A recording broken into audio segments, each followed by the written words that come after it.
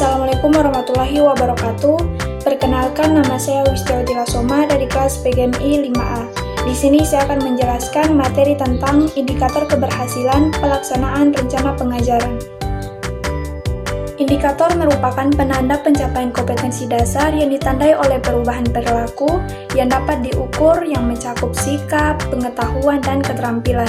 Indikator dikembangkan sesuai dengan karakteristik peserta didik, mata pelajaran, satuan pendidikan, potensi daerah, dan dirumuskan dalam kata kerja operasional yang terukur dan atau dapat diobservasi. Indikator digunakan sebagai dasar untuk menyusun alat penilaian. Indikator keberhasilan pelaksanaan rencana pengajaran pendidikan PJOK SDMI. Yang pertama ada pencapaian kompetensi dasar. Tercapainya tujuan instruksional atau TIK, peningkatan kebugaran jasmani.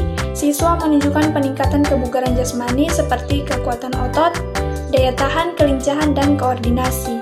Yang kedua, pengembangan minat dan bakat. Siswa menunjukkan minat dan bakat yang lebih tinggi terhadap olahraga tertentu.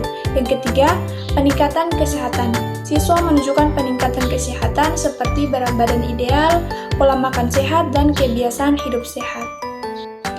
Setelahnya ada efektivitas proses pembelajaran. Yang pertama, keterlibatan siswa. Siswa aktif terlibat dalam proses pembelajaran, menunjukkan antusiasme dan berpartisipasi aktif dalam berbagai kegiatan. Metode pembelajaran yang menarik. Guru menggunakan metode pembelajaran yang bervariasi dan menarik, seperti permainan, simulasi, dan demonstrasi untuk meningkatkan motivasi dan minat belajar siswa.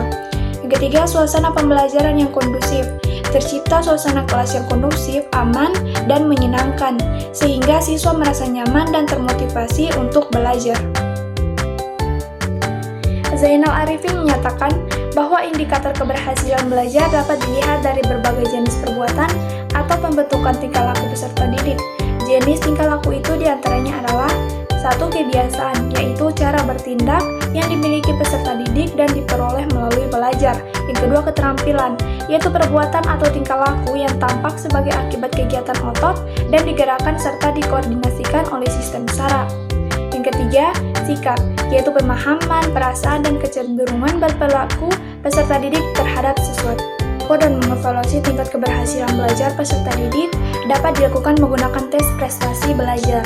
Yang pertama, tes formatif, merupakan kegiatan penilaian yang bertujuan untuk memperoleh umpan balik yang dapat digunakan untuk memperbaiki proses belajar mengajar yang sedang berlangsung atau dilaksanakan.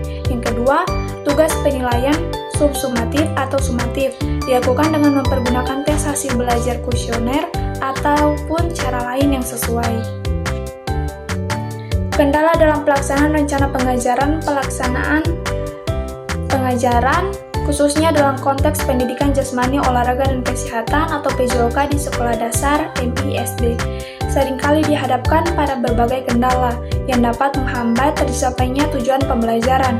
Yang pertama, kurangnya kompetensi guru.